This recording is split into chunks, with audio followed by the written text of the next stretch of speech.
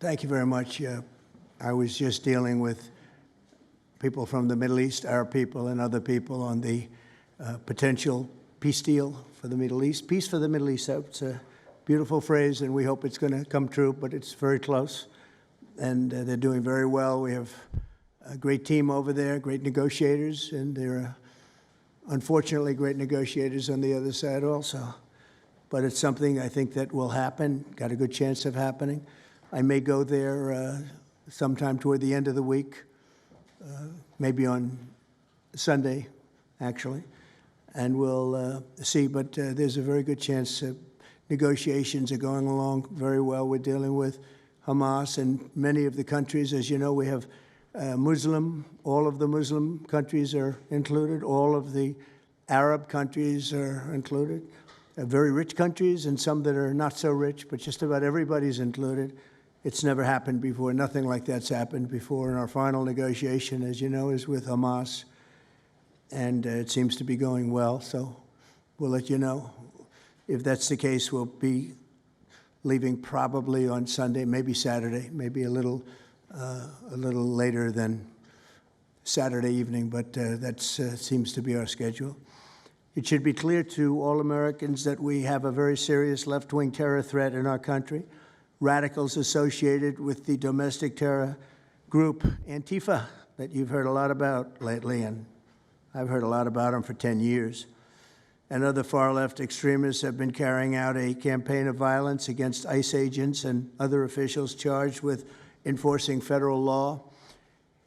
In Chicago, anarchists have surveilled at least 4 local ICE facilities and posted diagrams of the buildings online, meaning nothing but bad, accompanied by photos of specific ICE agents that they're targeting, one in particular who's a top person and a great patriot.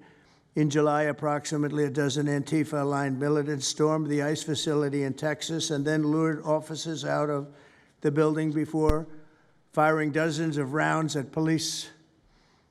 They were crazy, frankly, shooting one Texas officer in the neck. And in Portland, Oregon, Antifa thugs have repeatedly attacked our officers and laid siege to federal property in an attempt to violently stop the execution of federal law.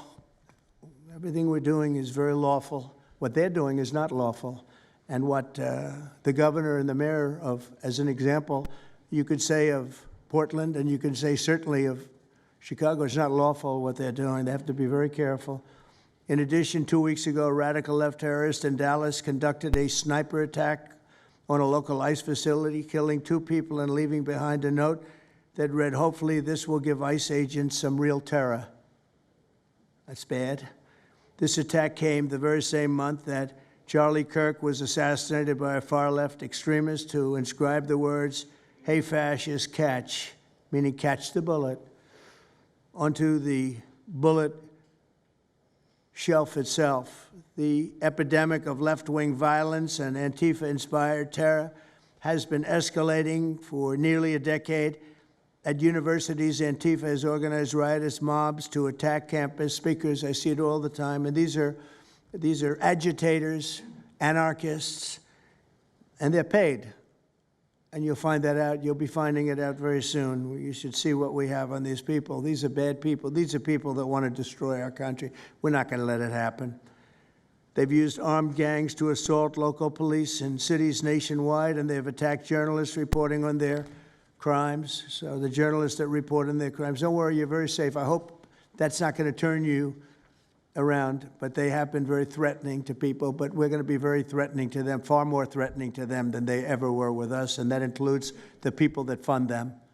Probably some of the people I know, some of the people I dine with, but if they do, they're in deep trouble. So we're going to be looking very strongly at the people that are funding these operations. When you see the signs, and they're all made out of a beautiful, beautiful paper, beautiful, nice, stiff, very expensive paper, with beautiful wood handles, all the same color. They come from very expensive printing machines. These are not people that write out their signs in a basement that believe in something. These are paid anarchists.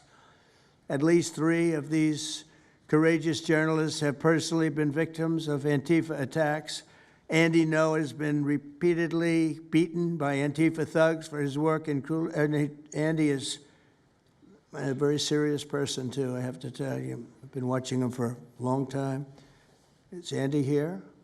That's what I thought. Hello, Andy. I thought that was you. You're looking better than you do out on those streets, huh? You look much better. It's nice to have you. You feel a little safer here, I think, maybe. Well, not that safe, because you have them. You have to worry about that.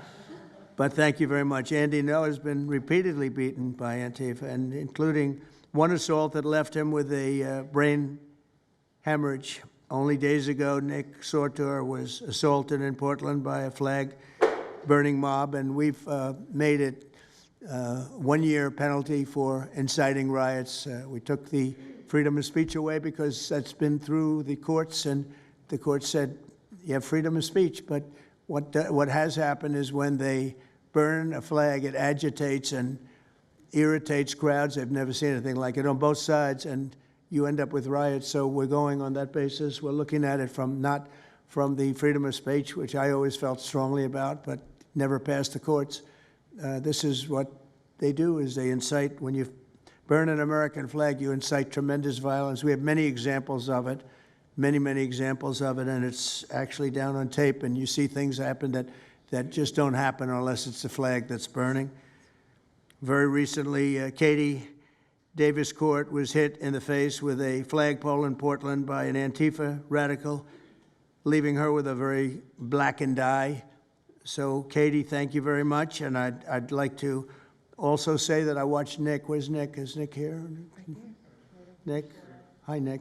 That was a rough time you went through. I hope you got my little note. I wrote you a note. Yeah, I really appreciated that. It helped a lot because it was a difficult situation. It was very stressful, and your note helped a lot. I truly appreciate it. I thought it was terrible, actually. I thought it was terrible. So we'll talk about it a little bit. Under the last administration, the Department of Justice targeted faithful Catholics, Christians, and patriotic parents as domestic extremists. They said, oh, they're extreme because they believe in God. They're extreme because they go to Catholic church, or evangelicals, where everybody was under the gun. Unless you were a really bad, sick person, then they left you alone. Under the Trump administration, we're going after Antifa criminals, and all who fund and support their campaigns are in serious trouble. And we have a lot of records already, a lot of surprises, a lot of bad surprises. It's people that you would never think. I want to thank Attorney General Pam Bondi, who, by the way, yesterday was incredible in Congress. It was amazing, and she just did it from the heart and the brain, because she's very smart, in all fairness. But she did it from the heart, and she did it an incredible. Everybody was talking about it. She exposed some of these fake senators, these terrible senators, people like Blumenthal that had a phony war record. For 20 years, he talked about it, what a hero he was, and it turned out he never went to Vietnam. For 20 years, he talked about being a hero in Vietnam. Then it was exposed when he said what platoon he was with, and it was exposed that somebody was watching from that particular platoon. They said he was never with us. And then he went out and he cried, and he was ready to drop out of the election. And disgraceful. And then he looks at people like Pam and he starts criticizing her, and she's a patriot.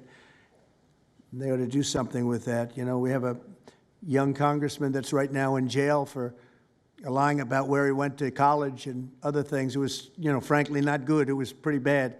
But it was nothing compared to Blumenthal. I mean, what Blumenthal did, he was for 20 years a hero, a great war hero. And then he sits back and, you know, sanctimonious kind of a guy, looks down, how dare you do this to the American public, you know? What a fake. But I thought Pam was incredible yesterday, as well as Secretary Kristi Noem, who's really out there courageously, and I appreciate it, Kristi, amazing what you're doing. FBI Director Kash Patel, who's really coming up with some great information, Kash. It's great. Keep it coming, because there's plenty of it.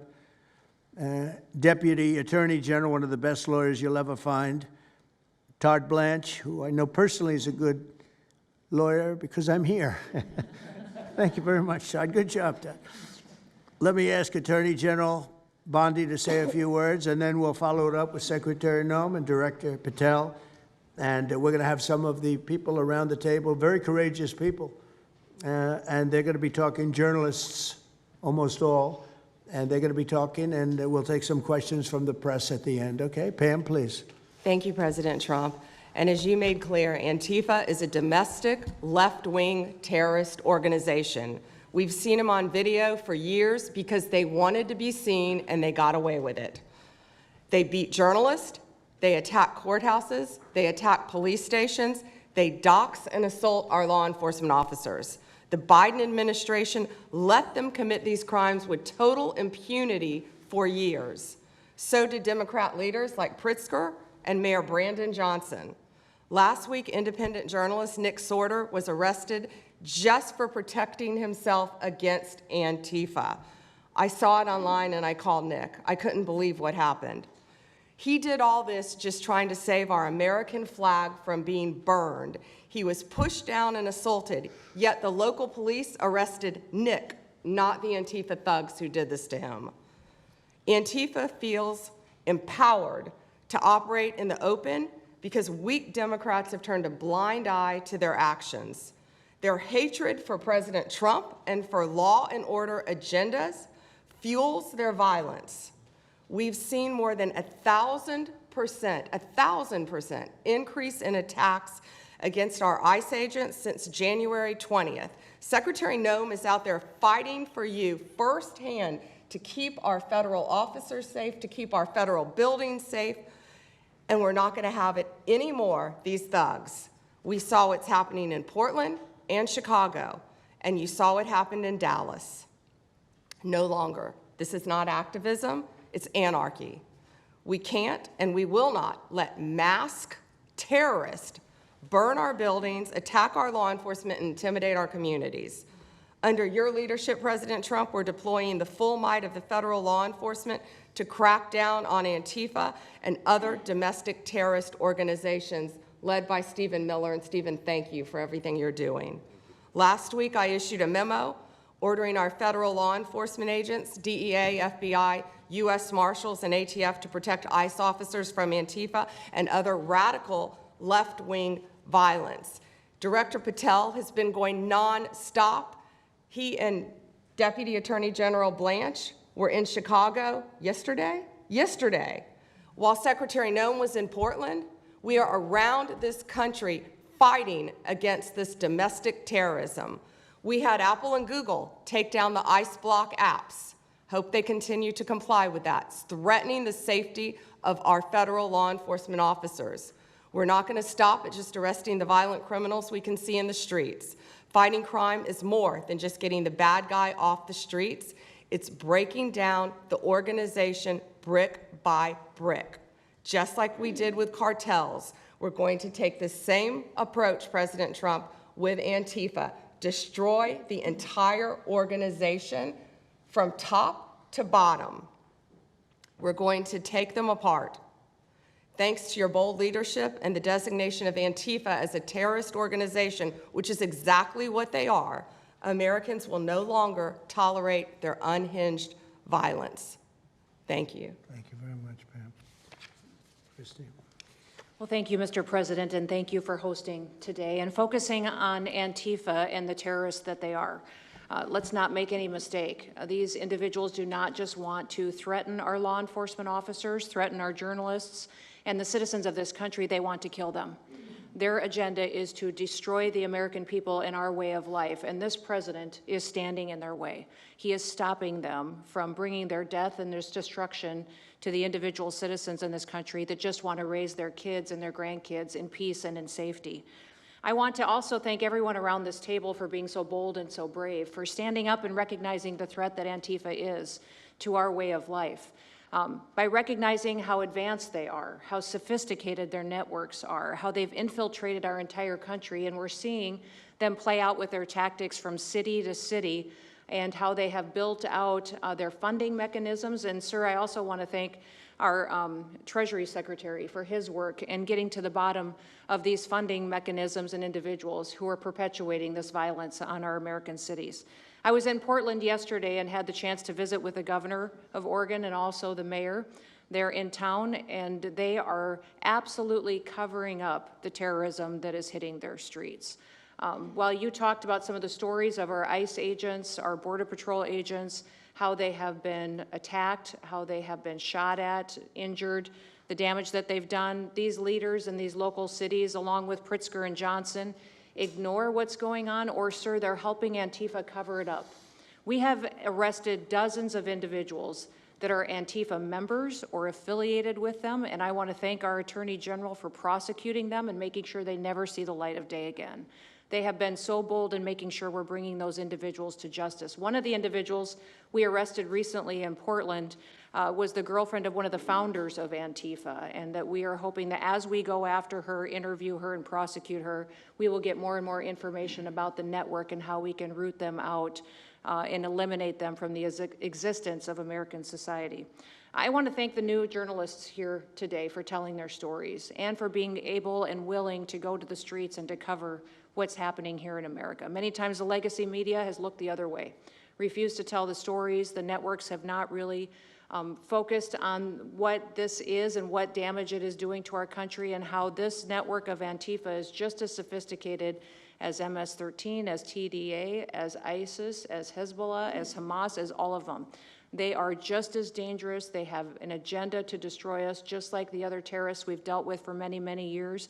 And today is the day that we have a president that won't tolerate it and will stand up and fight for the American people. So thank you for being here, for being so bold, and for standing in the gap at such a time as this. It will matter, it will make a difference, and your life will be one of significance because of what you've done today. So with that, God bless you, and thank you, Mr. President. Thank you very much. Thank you.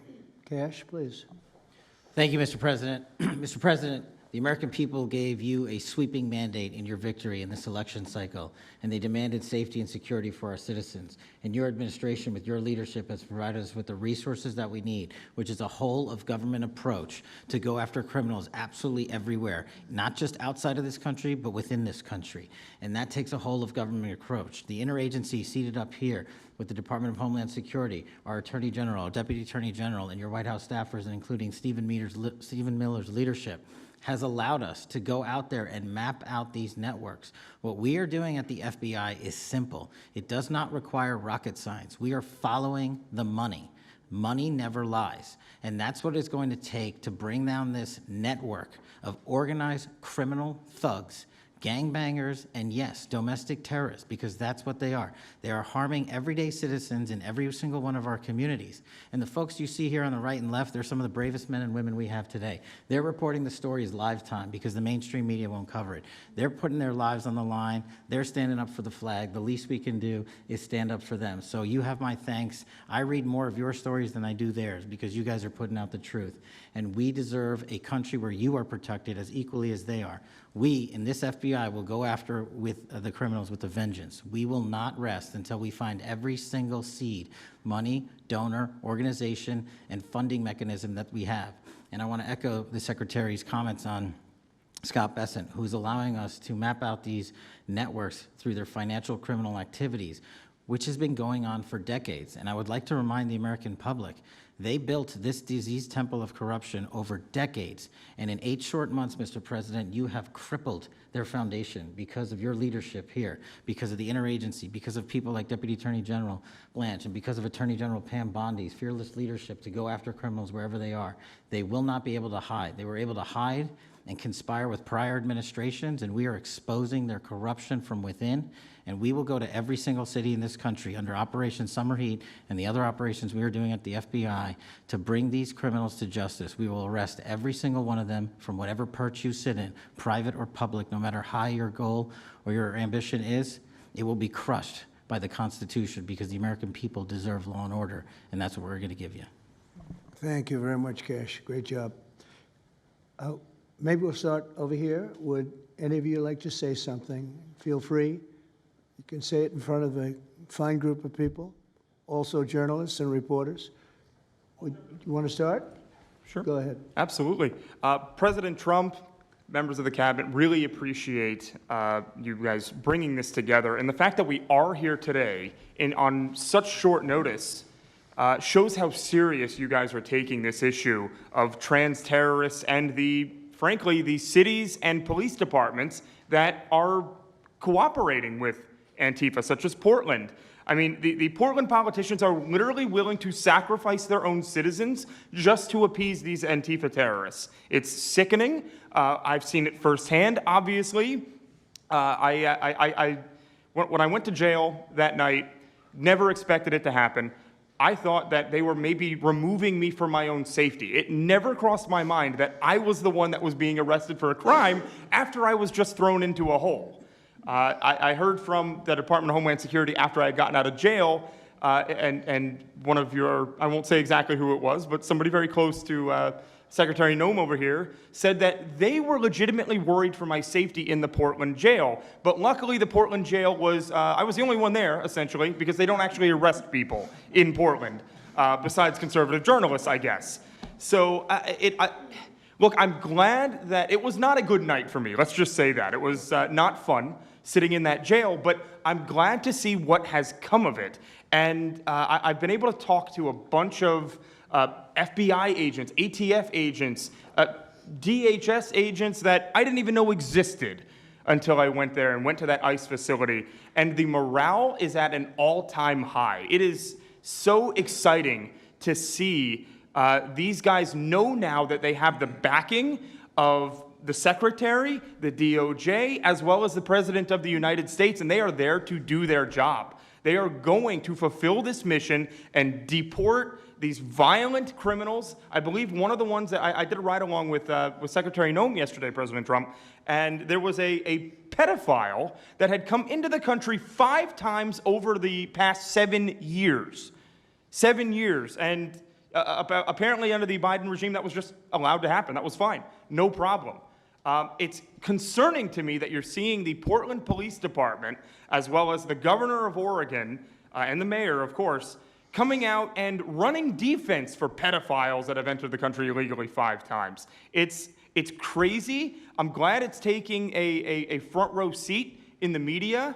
And, they're being forced to talk about it in reality because, we're the ones that were on the ground. We're the ones that are actually reporting what's going on. Much of the legacy media has been either ignoring it or covering for Antifa for years now. So thank you guys so much for taking this seriously. And President Trump, you mentioned that flag. So remember, you put out a truth right after That's right. I saw that. took this flag from that man that was burning it in the street. I saw it. Do you know who he is? Oh yeah, I know exactly who it is. So why don't you give it to Pam? Give it to the Attorney General, and let's start prosecutions. Yeah. I actually have a second flag that he tried to burn as well. So I have 2 of them from the same guy. Well, you also saw what happened when that flag started burning. Everyone went crazy. That's right. And that's when it started, when they started burning the flag. So thank you. If you could give the information, it would be great. Absolutely. And at least that horrible night made you famous. You got He was something already out of it. I got a text from the President of the United States, so I appreciate that. And President Trump, after that happened to Nick, I called Harmeet Dillon, and we opened a pattern and practice investigation into the Portland police, very publicly, as to how they let this happen. Thank you, sir. Mr. President, Brandy Cruz, you're going to hear us be very fired up today, and you can tell, and it's because some of us have been covering Antifa for 15 years and have never had anyone in a position of authority even acknowledge their existence. And I'll also tell you that I think that had you not done, the single most powerful thing you've done to deal with this scourge has been acknowledging that Antifa is a real thing. I genuinely believe there would be people at these tables who would be dead today and would have been killed in Portland had you not called them a terror organization and said, we're going to bring the full weight of the federal government to bear. I talked to Katie Daviscourt in Portland the other day. She'd been assaulted all summer. And she said the same thing. They didn't seem quick to violence as soon as you made that designation. So they're thinking in their heads, they're worried. There's been 24 or so arrested in Portland. They don't want to go to federal prison. There's this video of them, one of them who was in the face of an ICE agent, and then he's in custody shaking. Once you take the mask off, they're nothing. Right. And I was told by probably a dozen people not to tell you this. I'm going to tell it to you anyway, because it's relevant to what we're talking about. I'm living proof that you can recover from TDS. I had strong Trump derangement syndrome for probably 8 years. This is one of the reasons I recovered from it. And by the way, it's much better to not have TDS. I'm happier, I'm healthier. more successful. I even think I got a little more attractive after I got rid of my Trump derangement syndrome. Yes.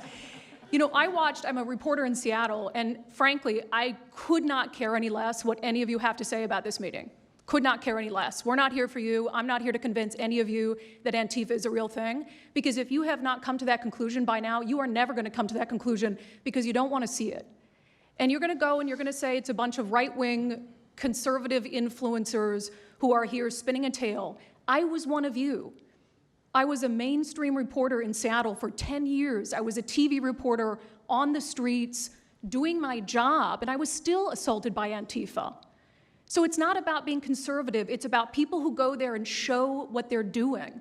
And when I saw, after all those years, that the media wouldn't be honest about what was happening, that Democratic politicians wouldn't be honest about what was happening, I thought, well, gosh, if they're not being honest about that, maybe they're not being honest about President Trump either. And it opened my mind to just looking at things for what they were.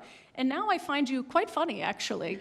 Now it's like I said, I'm much happier about it. But, you know, for me, again, I could not care any less the stories that they go to print. This is what I care about. We have 3.5 years. Nothing is guaranteed, although I think if Democrats keep it up, we'll probably have Republican presidents for the next 3 decades. But nothing is guaranteed, and so what I want to see over the next 3.5 years is a full court press to dismantle Antifa once and for all in a meaningful way. I know, Andy, we talked before this about some ideas. That's really what we want to. I don't care what the media says. I don't care what Democrats say. They will never wake up to this fact. So we want the federal government to take as many of these cases as possible, look at the interstate travel between Portland and Seattle when it comes to these people who are committing violent acts, and hopefully in 3.5 years, they will be a shell of their former selves. Very close to that, and it's Antifa and many others, Yes. unfortunately. There are many others, bad ones. Most have been named terrorist organizations. There are a couple that we're going to, but I think we've got it pretty well covered. But there are many others, but very specifically today it's Antifa, and it's really bad, and we're going to get it cleaned up. Andy, do you have something? Thank you very much. I'm glad you no longer have TDS. I feel very good about that. Fully recovered. Thank you. Thank you, Mr. President and members of the Cabinet. I have a lot of gratitude, and a little bit about my background. I'm born in Portland, Oregon, from there, and growing up, it's always been left-wing, very progressive, and I liked it. It had cafes and artists and those who lived a bohemian lifestyle. And in 2016, I was a graduate student at Portland State studying political science. I was an editor at the student paper there, a very progressive paper, and I was assigned to cover the election night demonstrations. Well, the elections night protests turned to riots, 3 days of violent rioting in Portland, and it was the first time that I saw groups dressed in black with their faces covered. This was 4 years before COVID. Some of them were waving the black flag of anarchism, some the red flag of Marxism. And within seconds, they would ravage one street to another, to another, to another. And the next day, I would read the legacy media, which I still read at that time and looked forward to, and I looked up to those journalists. And I was really shocked to see that the narrative was that these, in my view, anti-democratic political violence was legitimate acts of protest because people were concerned about racism or all these other lies. And so for the next 4 years, I just continued going out with my video camera. I thought, look, people can ignore what I write because of spin, but videos can quite speak for themselves. And in 2019, it led to me nearly losing my life. I was covering another Antifa protest turned riot. At that point, had been routine in Portland, and then I was ambushed in a mob beating. And I had never been in a fight. I didn't even realize that I was being assaulted until seconds in. And the punches came from everywhere on my head and my face, and I was bleeding out of my eyes and ears, and then they threw all the drinks in my eyes to humiliate me further and to laugh at me. And I was rushed to the hospital in an ambulance and CT scan, and I had subarachnoid hemorrhage, which is bleeding in the brain. I nearly died. And after surviving that, the reporting that I saw in liberal media it seemed to suggest that I had deserved it because they branded me far right. And some even went so far as to suggest that I maybe faked my injuries. A BuzzFeed reporter asked for my medical records, which I did provide, but this felt so, it's like because I didn't die in that attack, there was another round of people who wanted to finish me off. But I continued, and then 2020, Portland was really the epicenter of the longest political violence.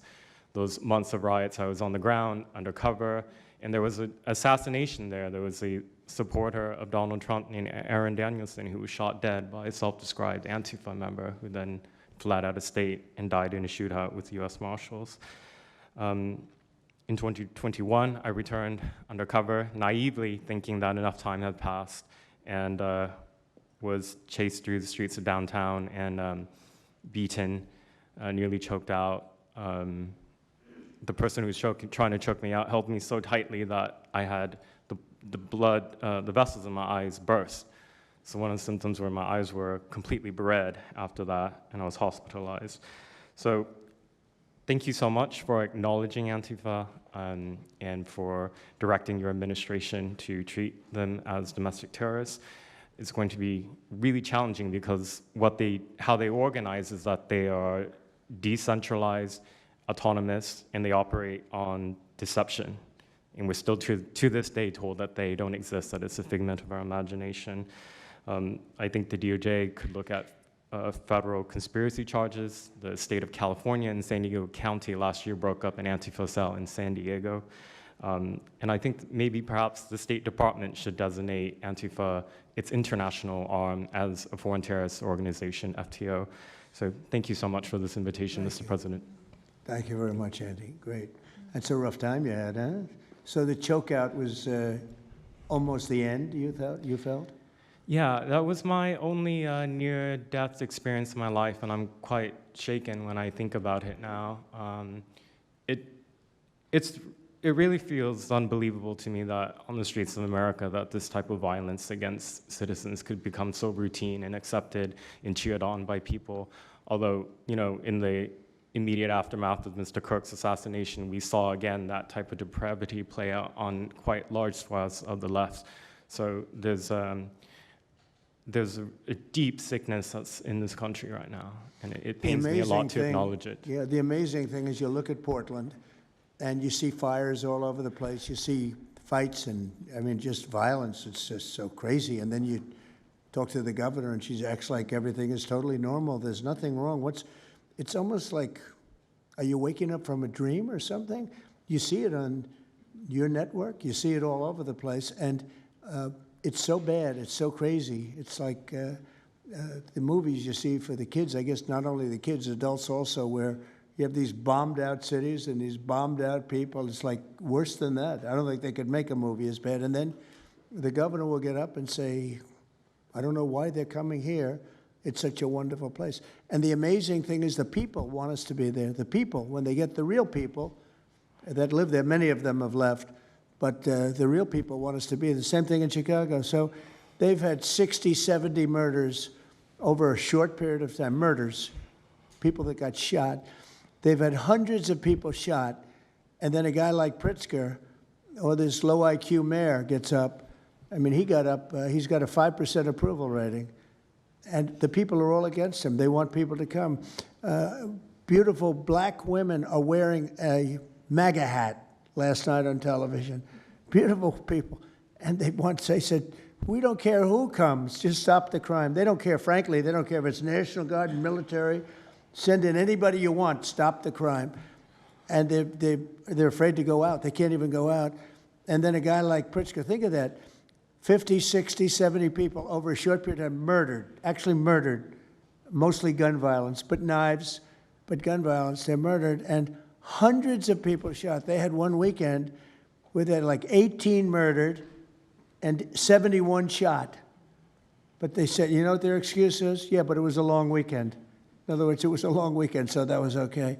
And then Pritzker gets up and he says, like, I don't know what they're talking about. We don't have crime here. They're crazy. I think actually they're petrified. You know, their families live there, everything else. I actually think they're scared. Pritzker was a failure in his family. They threw him out of the family business. Guy's a loser. But you know what? They actually, I believe they're scared. They're actually frightened for their lives. Jack, please say a few words. Mr. President, thank you so much for having us here today and holding this roundtable. Antifa is real. Antifa has been around in various iterations for almost 100 years in some instances, going back to the Weimar Republic in Germany.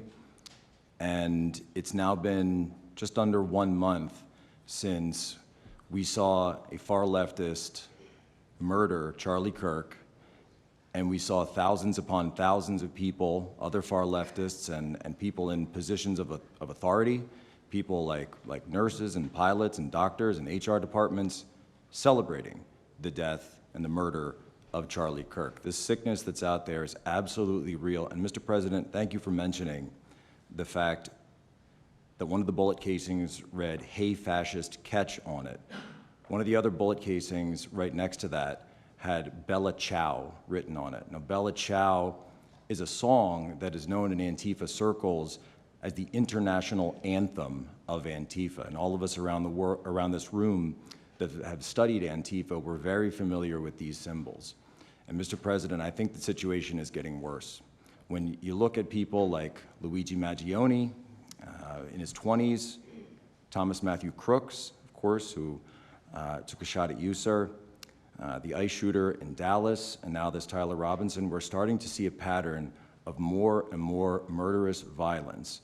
And this same violence is not just random. It is targeted assassinations, which are getting worse. And every single one of us in this room that goes out there, and obviously you as well, sir, and all the staff, we are now under that threat every single day. And working there at Turning Point USA, and I've spent just about the last month out there in Phoenix with Erica, with the family, with the team. And I will tell you this, Mr. President, even though going through something like that, which is an absolute nightmare, and people say, you know, what was it like to speak in front of all those people? It was horrible. Every second of it was horrible.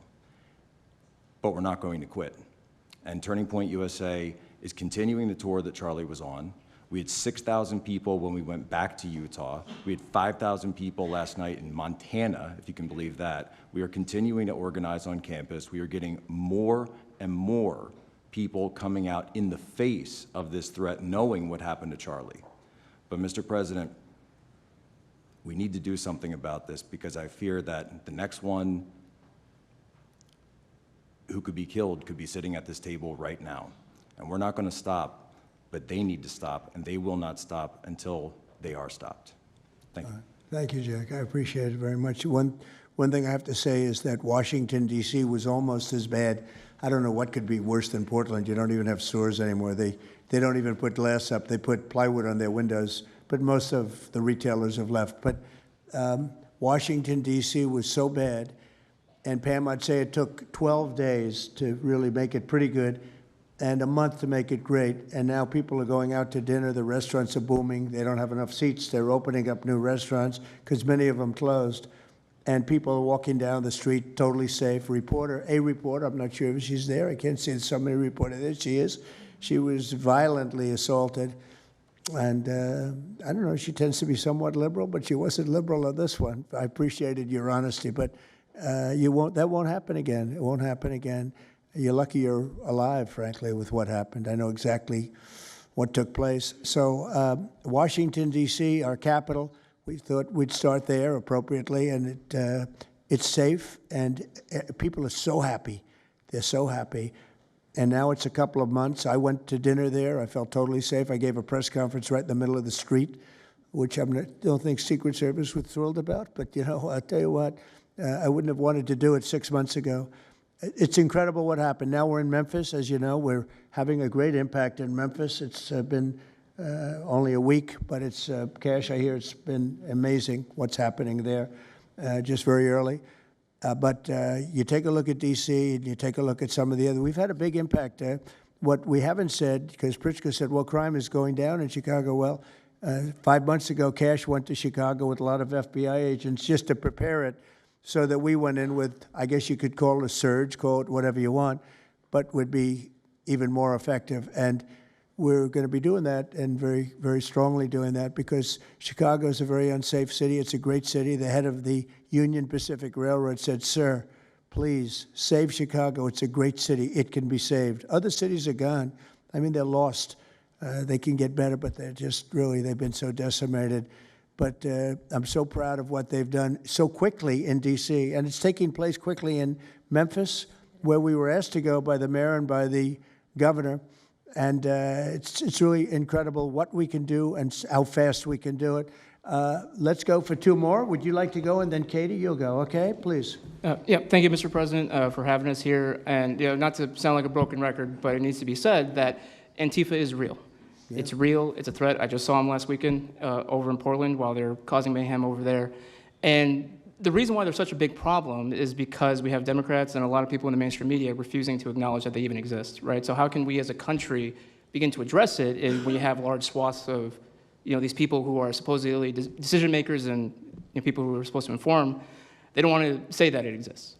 Because the common argument is like, well, they're not a real organization because there's no national leadership, they don't have a national headquarters, so how can law enforcement go after a group that doesn't exist like that? Well, law enforcement goes after criminal groups that organize to rob banks or do smash and grabs. They don't have a registered LLC. They don't have official membership cards. They don't have, a business address. But law enforcement still goes after them because they're working as a group. These people don't just show up, randomly at the same time to do the same thing, dressed in a very similar fashion, espousing the same ideology. And they say, well, it's an ideology. It's like, well, yes, it's an ideology because there's people alive, present, that believe in it, and they're acting on it. And so I've been very well aware of what Antifa's been doing. I was very busy during the riots in 2020. That was probably my most exposure to them prior to this year. I've been at the ICE facility at Broadview. I'm originally from the Chicagoland area, unfortunately, but that's where I grew up around. Like I said, I was in Portland. I was covering the riots in Los Angeles as well. And probably one of the most disturbing parts about that is, in addition to Antifa being present, they were tagging the streets with CJNG, which is Cartel Jalisco Nueva Generación, which is a cartel. So you have these people who are working basically in concert with other terrorist groups to say that we're here, we're present, and we're gonna attack federal agents and people who are going to expose what we do. And so, to be clear, political violence, sustained political violence that we're seeing in this country is not a both sides issue. I was, I was at Charlie Kirk's memorial in Glendale recently. Conservative gathering, totally peaceful. It was the most peaceful gathering that I've been at. Every other time that I've been covering violence in the streets, just this year, just this year, it's always been from left-wing people. Radical left-wing people. And it's not even just Antifa anymore. The shooting that happened in, the defensive shooting that happened in the Chicago area, that wasn't someone dressed in black bloc. That was just somebody that had taken upon themselves to go out and try to interfere and ram federal vehicles. So people are becoming more and more radicalized, and it was to be expected, unfortunately. And the reason why we're in this position today is because after I was done covering the riots, I was at the border, from the San Diego sector all the way down to the Rio Grande Valley sector, covering the border crisis month after month. And we all knew the solution to that. We all knew why it was happening. It's because, well, it's racist to have a border. It's like, well, actually, it's not, but okay. And so it required you to come back into office and to fix the problem, but it's no longer just a border issue. It's a nationwide issue, and that's one of the reasons why you got elected back into office, because thankfully the American people said we're not going to deal with it anymore. But unfortunately, there's a lot of people, as we've seen, who are willing to take to the streets to do violence. And that's a scary thing, because typically when I was in 2020, I was covering Minneapolis, Los Angeles, Portland, Seattle. I was over in Chaz, and that was to be expected. But now, because the issue of immigration, illegal immigration, is so widespread, riots can happen anywhere. Attacks can happen anywhere. So that's why it was weird kind of going back to my home state to cover this violence. I mean, just after the Dallas shooting, they were chanting outside Broadview, shoot ICE, shoot those, efforts, shoot those efforts. So I'll just leave that. Thank you so much again for having this. this is very dangerous. You know, we don't work for companies that have billions of dollars. You know, we're running and gunning often on our own. We became friends. A lot of us are friends because we would see each other all the time, and we became friends because we wanted to have someone watch our back while we're out there. Because like I said, we're just out there. And but we'll continue to do it because it's an important topic. It's an important issue. The American people deserve to know what's happening in these chaotic situations, and you know, we're more than happy to do it. So thank you, sir. Great job. Thank you very much. Katie, please. Hi, Mr. President. It is an honor being here today, and I first wanted to start by thanking you guys for designating Antifa a terrorist group. It's exactly what this group is. It's a long time coming. I'm an investigative journalist from Seattle. I work for the Post Millennial alongside Andy No and Jack Posobiec. I have been infiltrating Antifa cells in Seattle and Portland for the past decade. I know their inner workings, and Antifa uses extreme political violence to crush the civil rights of their political enemies and believes that violence is justified by any means necessary. But today, I want to focus on what is happening in Portland at the ICE facility. I've been covering this for the past 4 months, and this is a call out to corporate media who has completely ignored this story or has falsely reported on it. This is nothing short other than a sustained attack on the United States, which is being supported by Democratic elected officials. The Portland Police Bureau has completely abandoned several blocks outside the ICE facility, giving away their jurisdiction to a terrorist group who has spent the past 4 months harassing, assaulting, and intimidating anyone they perceive to be against their cause. Not only have federal agents been relentlessly assaulted for more than 100 consecutive days, black-clad anarchist militants concealing their identities behind black facial coverings have been assaulting reporters just for trying to cover their crimes. Today, I am sitting here with a black eye and a concussion after being violently hit in the face with a metal pole while reporting outside the ICE facility just this past week. After the attack, I immediately went to three Portland police officers who refused to detain the suspect. I took the time to chase down the suspect in the streets, had her held for 35 minutes. I was waiting for Portland police to come, and they never came. Then that's what opened to my eyes to what this group is actually doing. I watched 20 Antifa militants help my assault suspect escape into an Antifa safe house that is 1 block away from the ICE facility. And this safe house is where Antifa-affiliated protesters are conducting paramilitary operations. It's where they're arresting, they're showering, they're eating to continue this occupation. I have staked out this safe house and have observed shift changes. This group is highly organized. It is being funded through mutual aid groups, and they have no plans of stopping. Residents living across the ICE facility have been held hostage by Antifa. They're begging for federal intervention. The city refuses to help, and they want you, President Trump, to come in and restore law and order. I want to stress the importance of taking this situation seriously because when I first started reporting on this occupation, I went undercover in Black Bloc. I talked to these Antifa militants. I lasted for about a month. They believe that ICE agents are the Nazi Gestapo who need to be killed. They told me that directly, and I think that if this situation is not taken as seriously as it is, it's just a matter of time before someone gets killed. And thank you for having me. Thank you, Katie. That's pretty incredible. The only question nobody can answer is why. Why are they doing this? They're like insurrectionists. They're terrible people. But you really wonder why. Why are they doing it? What are they gaining other than they're obviously paid? They're paid a lot of money. Go ahead, please. Mr. President, if I can answer that question, the reason why they're doing it is because the same media that's sitting in this room with us has declared all of us at this table Nazis and fascists, and they've been doing this for years. This is why Antifa feels emboldened to attack us. Now, almost every single person at this table has been threatened with a steel bat. We've been assaulted, we've been harassed, we've been threatened, and that is in huge part due to the media. So my message right now is for you guys. Because 2 years ago, or back in 2020, by the way, I was censored for my reporting on Antifa here in Washington, D.C. You were talking about how safe it is. Now, Mr. President, it wasn't so safe back then. Back in 2020, I watched as a father was being mobbed and surrounded by Antifa members as his terrified, crying children looked on and the police here did nothing. I watched as a woman had her hair violently ripped out of her skull simply for waving an American flag on the streets of Washington, D.C. And by the way, if you guys try to go and find any of this footage, you won't find any of it because Twitter deleted all of it because our president shared my reporting and they deleted my entire account immediately after.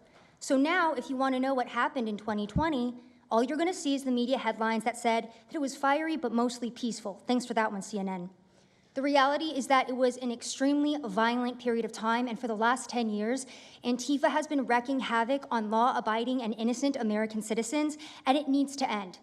Now, I'm with Turning Point USA. It's an honor to be here, Mr. President. Thank you guys so much, everybody in the administration, for giving us a seat at the table, because the media has not only been demonizing us for so long, but immediately after the brutal assassination of our founder, Charlie Kirk, our Turning Point USA chapters have seen an uptick in violence across the nation as Antifa chapters that are embedded in our universities go and target them. It's been extremely difficult to report on the ground, and for a long time I was afraid to go to Portland because I knew that the only people who would have my back, like Julio said, were one of my friends on the ground because there is no police force there. I was terrified to go because I knew if I got shot or stabbed, and I have been assaulted, I've been mobbed and robbed in Austin, Texas by Antifa, that nobody would come to help me. So my plea to the entire administration, especially to the DOJ, is every single radical left-winger who is in front of the ICE facility in Chicago, in New York, in Portland, please make sure that you use the full force of the law to come after each and every single one of them, because it is us being soft on left-wing violence that has fomented all of the terror that we have seen in this country, and it is the left wing getting away time and time again with assaulting law-abiding American citizens that has led us to this place. So truly, to the Americans that I speak to on the ground, they feel completely abandoned by their state and local government. So please step in. You have Americans begging for the National Guard, and to the media over here, please report on the truth. Please do your jobs. I'm an American citizen. Everybody at this table simply views ourselves as American citizens who have an iPhone and the will to actually tell the truth. So please take your job seriously and tell the truth to the American people. And thank you for letting me be here on behalf of Charlie to continue his legacy of cleaning up the country. Thank you, Mr. President. Thank you very much. Appreciate it. Wow, you feel very strongly, I can see. I'm mad. I got beat up so many times, Mr. President. My friends have gotten beaten up, and I want to cry right now from happiness because we have been completely ignored for so long. For almost 10 years, we've been getting assaulted on the streets. I have watched children cry as their parents have been attacked on the streets. That should not be happening at our nation's capital. So please, again, the DOJ, please utilize the full force and go after each and every single one of these people. Fantastic. Thank you very much. Great job. Impassioned. That's important because you should feel like that. Please, go ahead. Mr. President, thank you for having us here and bringing together this panel of brave journalists, everybody on this side of the room. And no one can speak to the violence better than these people here. So I think we know that this is not just a story about violence and chaos, as you alluded to, Mr. President. This is a money story. And at the Government Accountability Institute, my colleague and I, Peter Schweitzer and our team, we followed the money, and we followed it to the top of what we call the protest industrial complex, Riot Inc.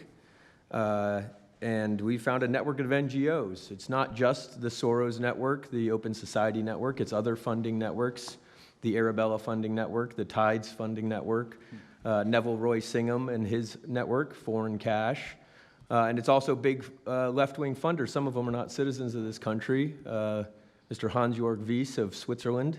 They're pouring money into this entire ecosystem. And so I want to share 3 money facts with you about what we call Riot Inc. Number one, like any corporation, Riot Inc. has many divisions. It doesn't just have the Antifa boots on the ground division. It has PR divisions. It has marketing divisions. It has a very well-funded legal division to get these boots on the ground back on the streets as quickly as possible. But it does have those investors that I mentioned. Number 2, we have identified dozens of radical organizations, not just the decentralized Antifa organizations, but dozens of radical organizations that have received more than $100 million from the Riot Inc. investors. These would be the lawyer groups. These would be the groups that advocate for calling good, honest Americans fascists, et cetera. And then 3, I think the most shocking thing is that we have found that more than $100 million in U.S. taxpayer funding has flowed into these funding networks, including at least $4 million to these very groups themselves, not just Antifa types, but there was an event in Atlanta called Stop Cop City. Over 60 rioters were charged with domestic terrorism. These groups received money for that from both the billionaire class as well as taxpayer money. So one other thing, this money helps fund the decentralized crowdfunding platforms. These are ways that Antifa, the John Brown Gun Club of Elm Fork, which had links to that attack on the ICE facility, the Socialist Rifle Association, and just because they don't have LLCs or EIN numbers doesn't mean they can't get paid. Some of these funding platforms, crowdfunding platforms, are funded by this network that we call rioting. So again, I want to thank you for your leadership, for the whole cabinet's leadership on this. We're going to keep following the money and appreciate everything you're doing, sir. Do you know the name of any of the funders? Do you know the names? Because if you do, I'd like you to give them to Cash or Pam. Absolutely. Or Christy. Yeah, we'll do that. As soon as you can. That's all of you. Because you probably know the names after a certain period of time. You tend to find out. But these are people that do not have good intention for the country, and that's treasonous probably. So if you could, very important, if you could do that, it would be great. Nobody would know better than you. You'll figure it out. Thank you. Please, go ahead.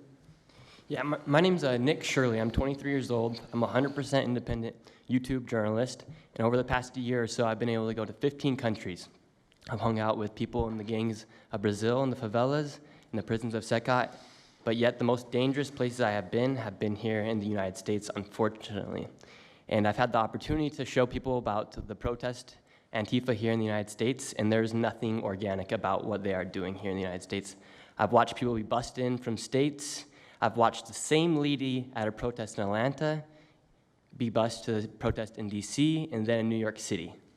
There's nothing that is honest about what they are doing. And they have signs. I've seen the same signs here in DC and in London as well. It's a big organization and corporation that they're running. And people may wonder, like, what's the threat to us as Americans if we go? Well, you'll be labeled as a fascist, you'll be labeled as a Nazi, and they'll wish death upon you because they wish death upon me. And just last week in Portland, Oregon, I watched a lady get trapped in her car, surrounded by Antifa, and her sister messaged me after seeing the video. She said, the only reason I think my sister was safe is because you were there recording. I also was chased out by a member of Antifa who said he would smoke me, and next thing he knew, a DHS sniper had lasers on his chest. If he was not there, who knows what would have happened that day.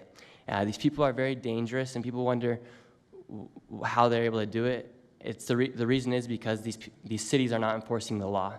And why should these people be worried if the law is not being enforced?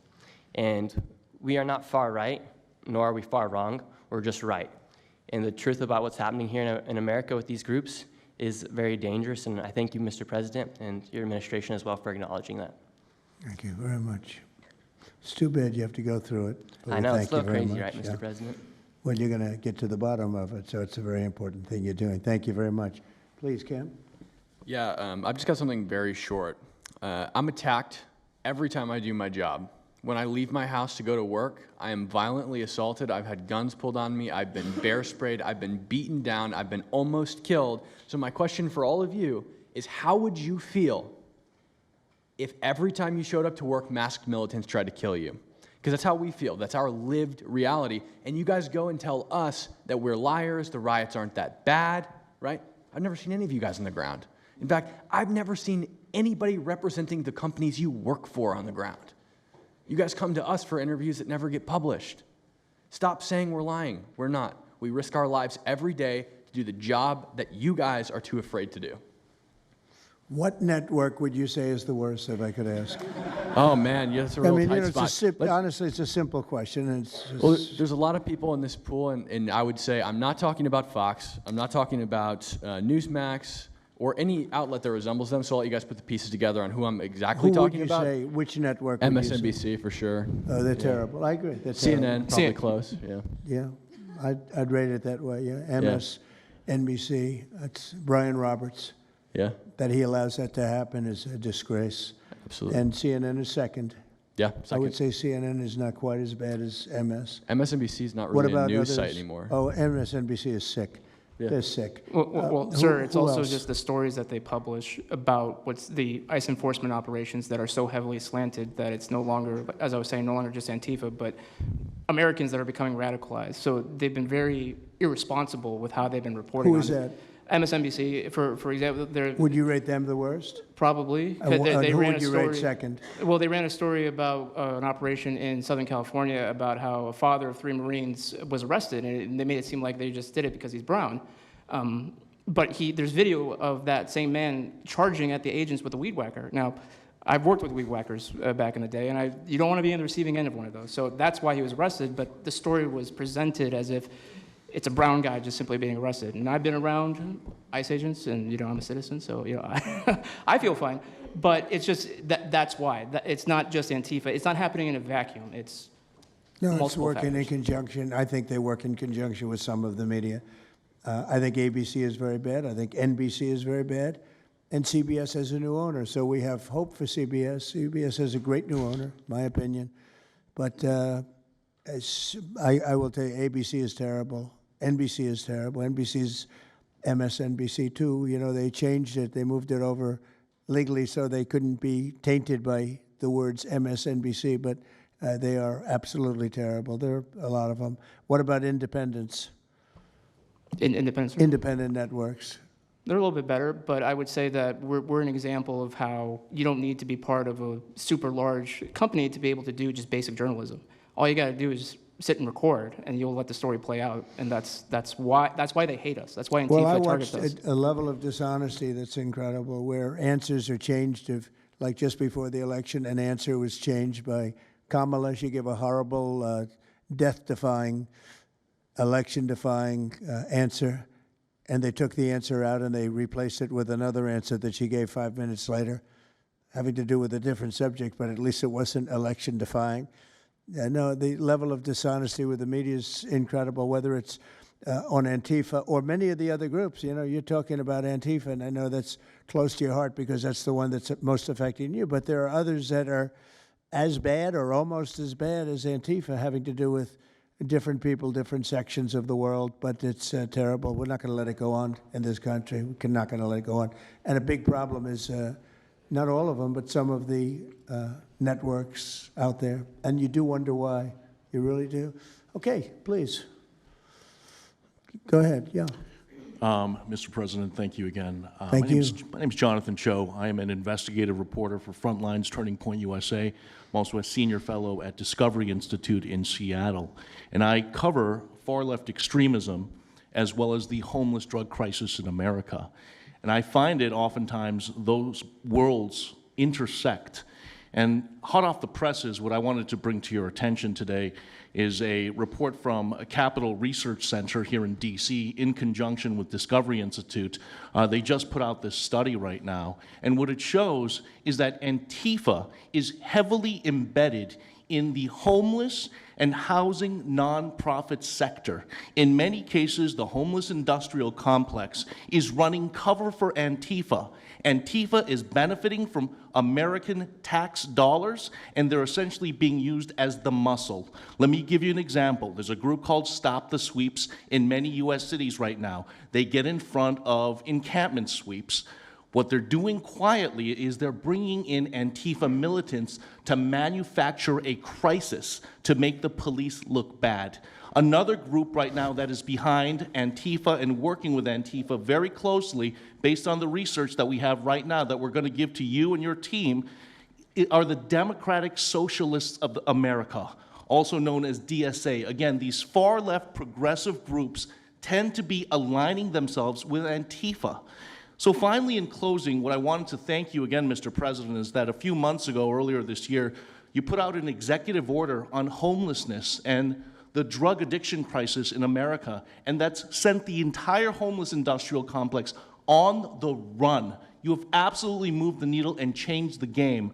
But what's also come out, again, is that there is a connection, a deeply embedded connection with the homeless housing nonprofit game in America connected to Antifa and the far-left activists. And finally, I just wanted to say that all of our resources at Turning Point USA and Discovery Institute are at your disposal, and we will continue, again, to carry on the legacy of Charlie Kirk. He would have wanted us to pursue and chase the story.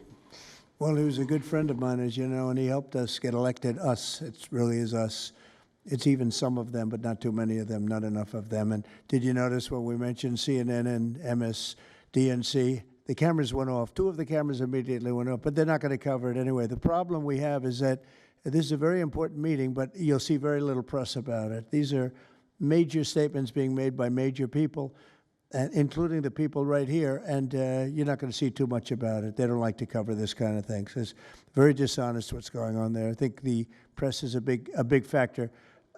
Please, go ahead. Thank you, James. Mr. President, thank you so much for having us all here to bring attention to this matter. You know, you did mention MSDNC, CNN, a handful of those other outlets that have been lying about, I mean, various things, but especially what ICE, the brave men and women over at ICE have been doing. I was talking to Antifa members in Portland the other day, and you know, a lot of these people genuinely believe, they buy these lies, and they genuinely believe that they're fighting against literal Nazis and not brave men and women that are putting their lives on the line to basically, you know, enforce basic immigration law, right? That everyone seemed to agree with up until maybe a few years ago, a handful of years ago. So once again, thank you so much for having me. My name is James Klug. While my primary job is traveling around the country, having conversations with Americans about various political topics and issues, you know, I have had a lot of run-ins with Antifa over the last 5 years. And I do think that Antifa is a primary reason why many conservatives are afraid to go out and protest and make their voices heard and maybe bring friends and family to a demonstration and exercise their First Amendment right, because they are literally deathly afraid. And I talk to these people all the time. They're afraid of militants showing up in black bloc and hurting them and their families. And, you know, I've personally witnessed Antifa assaulting hundreds of police officers. I've witnessed them firebombing police departments and federal property. I've witnessed them making death threats against federal agents, police officers, journalists. I think I've witnessed every single person here, maybe not personally, but I've seen them get, you know, hunted down and attacked.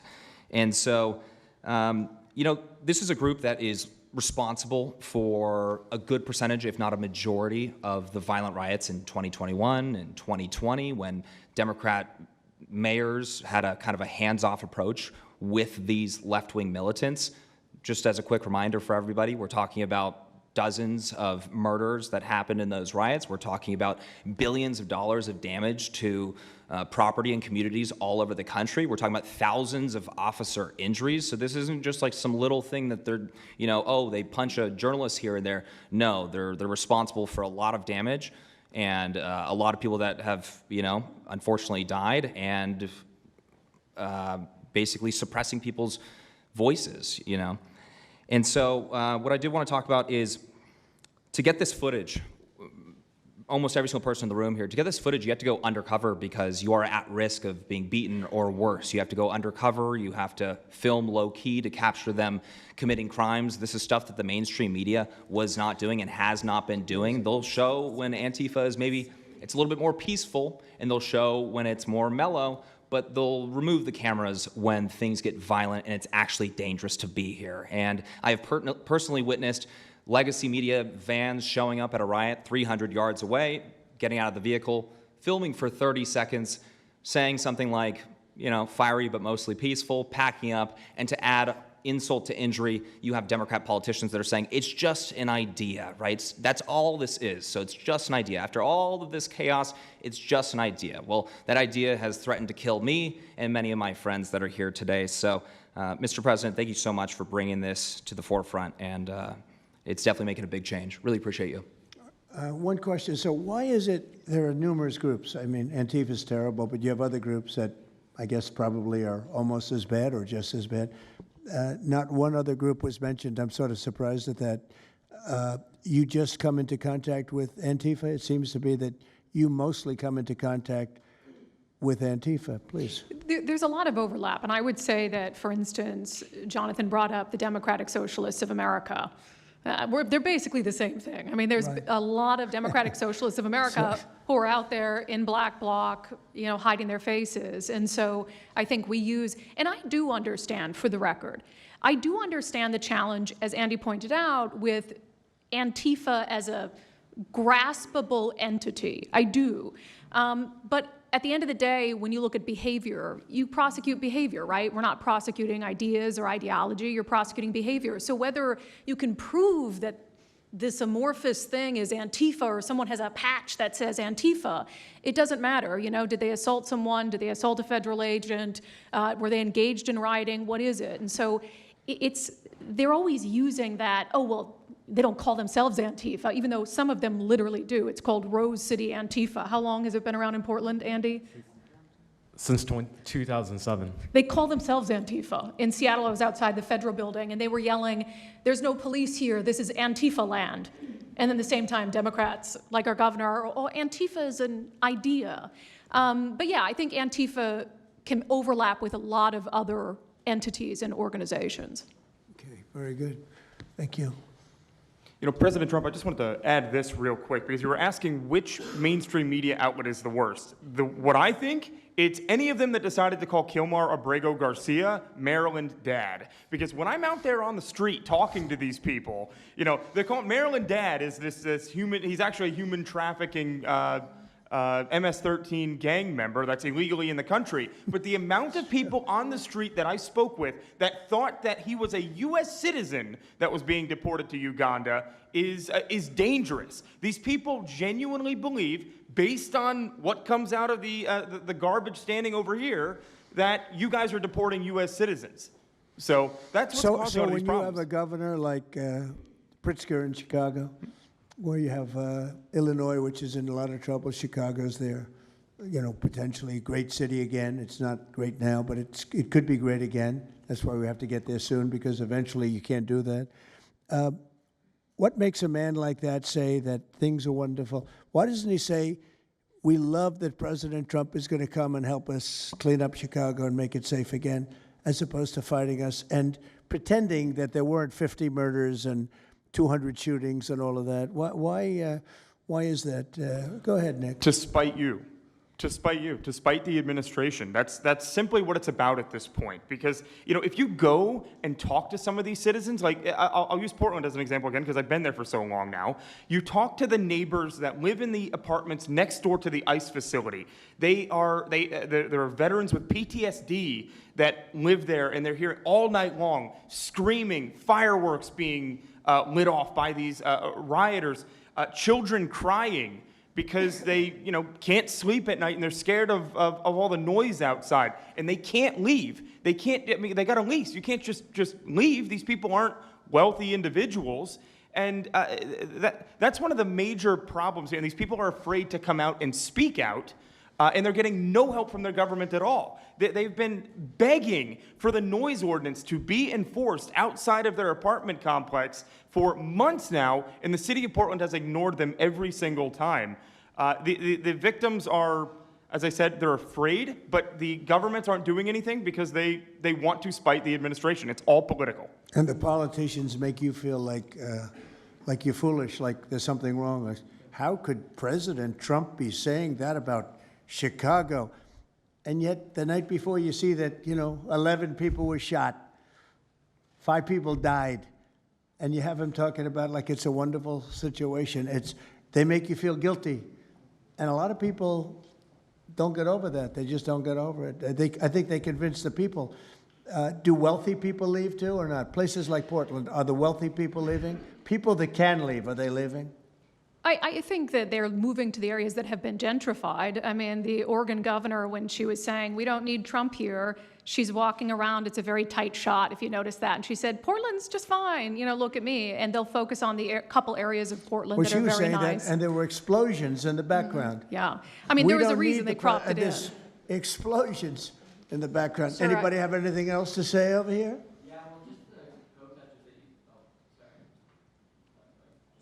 And then we'll get, should we be taking questions, or is it just a waste of time? Because they're going to ask questions, but, well, there's Brian, he's good. But you know what? In a way, it's a waste of time, because If you give a great answer, they don't put it on. If you give a horrendous answer, or even if you give a great answer, they make it sound like it's not a great answer. They're very dishonest. Go ahead, Nick. Yeah, and I think part of that dishonesty comes from what they see. For instance, I've never been asked to go on any other show besides Fox News. My clips go viral everywhere, but they've never even asked, like CNN's never asked, MSNBC's never asked. And a lot of times when I go to hotels, I'll stay and I'll watch like MSNBC. Fortunately, their ratings are terrible. They are terrible. MSNBC is dying, and CNN is dying like a dog. And Poor CNN. It's so pathetic. It is very pathetic. You ever see their anchors in the evening? Nobody ever heard of them. Where did these people come? I could take anybody off the street in Washington, D.C. that do a better job. Yeah, and it's not amazing. hard to show what's going on these days. You literally have an iPhone and you can post it on X. They don't believe in the star system, you know. It's just one of those things, right? Okay, Nick, you finished, Nick? Yeah, Are thank you you very finished, much. Nick?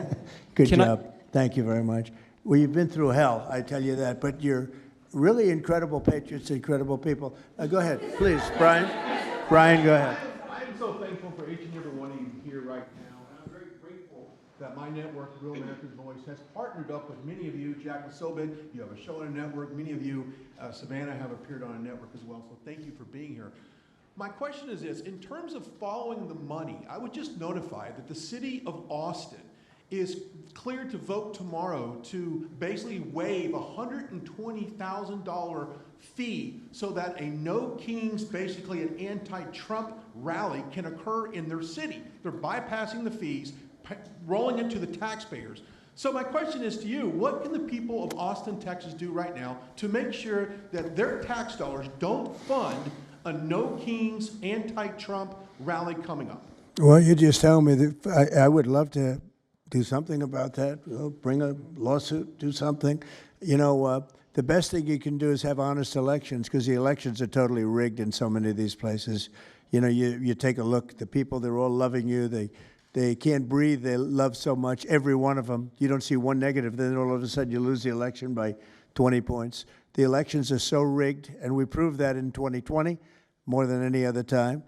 But even the last election, there were areas that I won by much more. We won in a landslide, but I actually won in more of a landslide than we thought. I said, you got to get out, make it too big to rig. And fortunately, the people made it too big to rig. They tried. But the biggest thing you can do is have honest elections. You know, if you don't have, and you need great media. You need borders. You need borders. Wait. You need borders. You need honest media, you need honest elections, and you have a great country, and you need all three of them. Yeah, go ahead. That blue tip at times to a lot of these radical groups that you talked about inside here. So thank you for removing. I would like you to make a big deal, though, if they're waiving a fee, but I guarantee they wouldn't waive it if it was it's not Trump. If it were a conservative rally, they wouldn't be waiving it. So maybe you can look into that, Pam. Todd? That sounds like one for Todd, Pam. Go ahead, Todd. Good luck. Thank you. Proof that Antifa actually. Who are you with? Who are you? I am with What network? I'm with Al Arabiya. It's an Arabic network based in Riyadh in Saudi Arabia. But I am the foreign puller today. Mr. President, you said that you might go to the Middle East on Sunday. Do you mean Egypt and Israel? And would you consider going to Gaza to see what things I on would, the yeah, ground? I would. I might do that. I may do that. We haven't decided exactly. I'll be going to Egypt most likely. That's where everybody is gathered right now, and we appreciate that very much. But I'll be making the rounds, as the expression goes. I probably will. Go ahead. Mr. President. Go ahead. Just to clarify, you said you might go to Gaza. You're saying that's Who the you first with? topic. I'm representing the TV pool, but I'm with NBC, sir. That's too bad. Go ahead. Well, just to clarify, you said you might go to Gaza, and then the second question I had earlier today, you said the mayor of Chicago and the governor of Illinois should be jailed. Have you asked the Justice Department to look at possible charges? No, I've seen the law, and when you have a group of people where the police call off the safety for ICE officials, I've understood that, and I've read it today in numerous journals, that's illegal. What they did is I guess it was ICE, Christie, right? They were under threat, and the police were helping beautifully, and it was fine. And then all of a sudden, a woman was on the line saying, "Everybody, move back, get out." and they were given an order by the second person in the police department, and the governor knew about it, the mayor knew about it. I understand that's a criminal offense. Do you want to comment on that, Christy?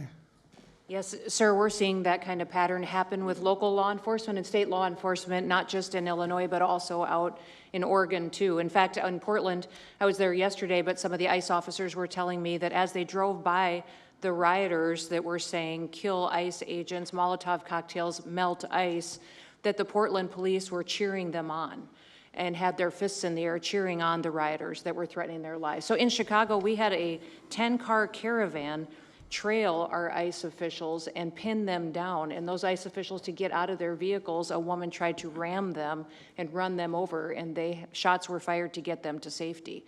So it's happening on a regular basis, and any elected official that allows this to happen and gives cover to those kind of individuals who are perpetuating murder should absolutely be prosecuted, in my opinion. Mr. President, Daniel. And by the way, we have Marco Rubio. Marco, come on up here, please. He's going to bring a little stability to this group.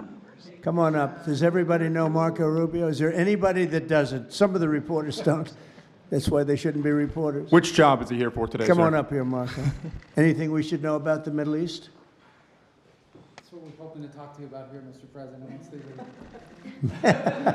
He's doing a good job. He was born for this job, I can tell you. Daniel, please. Mr. President, thank you very much. I have two questions for you, if that's okay. Seamus talked a little bit about the money aspect of this. Do you believe if you go after where the money is coming from with Antifa, in regards to Antifa, do you believe that would be similar to cutting the head off the snake, so to speak? And I have a question It on would help. this. I don't know that it would be totally complete, but it would certainly, you'd knock out 75%, 80%, 85%. These people, a lot of them don't believe it. You know, when I watch them, I say, I can almost tell a pro they're like professionals. That's all they do. And they get paid by somebody.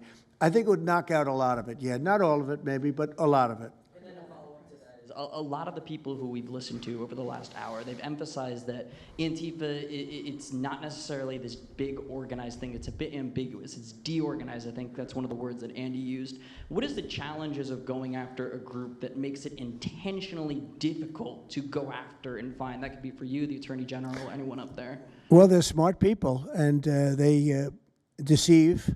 A lot of them are crooked people. A lot of them have been staying out of trouble their whole lives, and they've been bad from the day they were born, frankly. But these are sick people. Pam, go ahead, please. Well, they're smart, but they're not smart enough.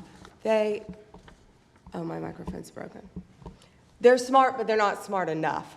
They have been covered by these liberal cities for so many years. And that's why we're all working with Treasury, with all these different departments, to find the criminal conspiracy. Okay. I'm just giving.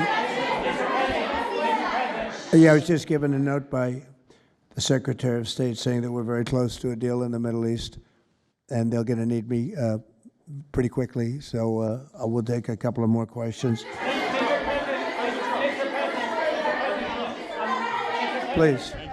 Thank you, sir. I also have two questions for you, if I may. Have you given any more thought to possibly suspending habeas corpus to not only deal with these insurrectionists across the nation, but also to continue rapidly deporting illegal aliens? Yeah, it's suspending who? Habeas corpus, sir. Oh, I don't know. I'd rather leave that to Christy. What do you think? No, sir, I haven't been a part of any discussions on that. All right, go ahead. In the ceasefire This is negotiations. CNN speaking, by the way. So, Are you this is personally one of the worst reporters that you'll ever see. I don't even want to take a question. It's a waste of time. Go ahead. How will you decide which workers get back pay and which workers do not? Well, we're going to see. Most of them are going to get back pay, and we're going to try and make sure of that. But some of them are being hurt very badly by the Democrats, and they therefore won't qualify. Go ahead, please. What will the administration do to foreign Antifa organizers and funders who are located overseas? Go ahead, in the yellow, please. So the Nobel Peace Prize will be announced on Friday. You've been nominated by many world leaders. By many, many countries, that's by many right. countries, as well as the hostage families. Do you think you will win? I have no idea. I mean, look, I did settle. Marco would tell you we settled 7 wars. We're close to settling an 8th. And I think we'll end up settling the Russia situation, which is horrible. 7,000 people died last week, by the way, in Russia, between Russia and Ukraine. I think we'll settle that. So I don't think anybody in history has settled that many, but perhaps they'll find a reason not to give it to me, you know? Perhaps they will. President, are you currently participating in the ceasefire negotiations? Thank you. Going to the shutdown quickly, what is your position on the extension of health care subsidies, which is what Democrats are asking for? All I want to do is very simple. I want to get the country open, and then we're going to discuss that. And we'd like to, Obamacare is a horrible mess, and it has been from the beginning. We want to make it better, stronger, even if it costs more money, we want to make it better. The Democrats want to make it worse. The Democrats want to approve health care for illegals coming into our country, many of them coming in from prisons and mental institutions and drug dealers. They want to give them health care. We don't want that for our people because that's going to destroy the health care that we already have. We'd like to make Obamacare better for people, less expensive and better health care. Yes, ma'am. Mr. President. I'm wondering if you've been briefed on the organization and funding of Antifa, and if so, what have you learned? I have been, and they have pretty good knowledge, but they're going to have a very good knowledge. And I really ask these very brave patriots that we're surrounded with today to let us know, because I think you probably have some pretty good ideas. And even if you're not sure, let us know and we'll figure it out, okay? If you could do that.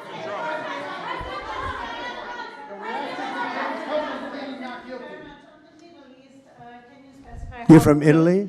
No, I'm from France. Can you specify how close we are to the deal? Would that be announced today, tomorrow? And do you want to see the hostages released before you travel to the region? No, I think I'll probably go maybe before the hostages are released or shortly thereafter, pretty much shortly thereafter. Yeah, please. Participating in these negotiations. Go ahead. Who are you with? Who are you with? The Center Square. I had the honor of asking you originally if you would designate Antifa a terror organization. And I stand here before you today, and I'm echoing what Andy said over here. Are you going to work with your administration, as the Secretary of State's here, are you going to work with your administration to designate it a foreign terror organization? You mean a terror? Antifa? A foreign terror organization. Well, has that been done? Pretty close, right? Would you like to see it done? Yes, Mr. President. You think it would help? They have foreign I'd be links glad all to across do it. I Western think it's Europe. the kind of thing I'd like to do. If you'd like, does Middle everybody East. agree? If you agree, I agree. Let's get it done, okay? Let's get it done. Marco, we'll take care of it. Mr. President. That's international, you mean? Yes. International. Yes, President. Sounds good to me. Foreign terror organization. Steve, are you okay with it? Yes, it's true. There are extensive foreign ties, and I think that would be a very valid step to take. Good, I think so too. Yes. Good, I think it's a good point. Thank you. President, are you planning on personally participating in this? On the shutdown, we are now about 1 week away from military service members missing their paychecks. We'll always take care of our military. Would you encourage Congress to pass a standalone bill to pay our service members? Yeah, that probably will happen. We don't have to worry about it yet. That's a long time. You know what 1 week is for me? An eternity. 1 week for me is a long time.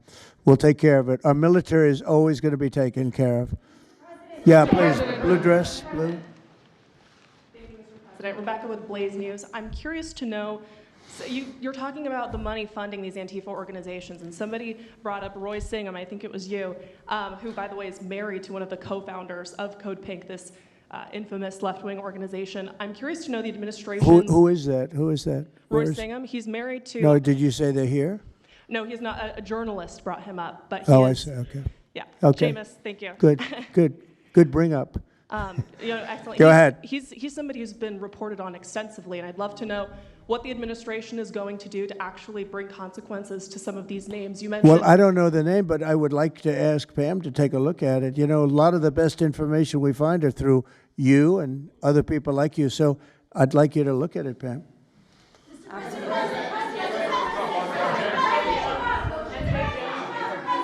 In the back, please. Compelling proof that Antifa did infiltrate on January 6th, dressed up like Trump supporters and incited violence.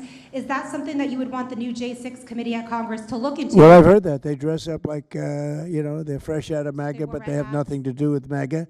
and they make trouble and they try and blame it. And yeah, we know some of that, and we will be acting on some of that. We've seen it.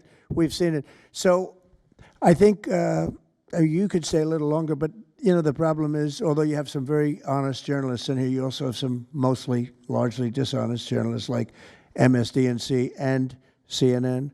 I think they're very dishonest, unbelievably. It's like a waste of time even talking to them. But I have to go now to try and solve some problems in the Middle East, although I'm very well represented by our Secretary of State. He could probably do an even better job than me. But who knows? We don't want to take any chances. So we're going to go and do that. If you'd like, Pam, would you like to stay for another 5 minutes, 10 minutes while we have all these great people? And I'll let Pam and Christy take over and get some good points out. I just want to thank the people around the table in particular. You've been amazing. You've been brave. You're real patriots. You're real patriots. And at some point, we're going to have to look into, at least in certain cases, rewarding you with some very important medals and honors, okay, as we have done and will be doing with Charlie Kirk. You know, Charlie is getting the Presidential Medal of Freedom, which is our highest award outside of the Congressional Medal of Honor. And I think they're sort of even. One's civilian and one's military. But unfortunately, the civilian sometimes is military also because of what we have to go through on the streets of this country. I can only tell you this. We have a great nation. We have a nation that's right now the hottest in the entire world. We're the hottest nation in the world, despite all of the things we've been saying today. But that's going to make your job easier, because nobody's doing better than we are financially. We've never done better. We've had, I think, 58 stock market increases since I've been top, meaning record increases. We have never seen anything like it, and we're going to keep it going. That makes it a little bit easier for what we're doing. I guess maybe it also makes some people crazy because they don't want to see us do well.